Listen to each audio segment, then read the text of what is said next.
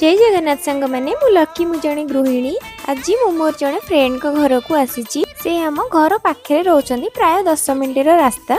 बहुत दिन है सी मते डाकिले आस आस किंतु मुझे जापर नी कि से कहले आज जेहेतु संडे तुमको आसिया ही पड़ो।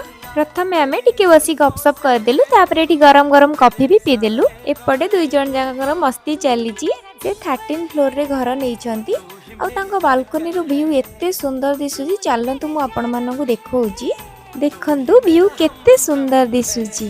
तापरे से तांको घर मते सब बुलेकी देखेले से 2 BHK घर नहीं छंती। एबे हमें दुई जन आसी गलु किचन को।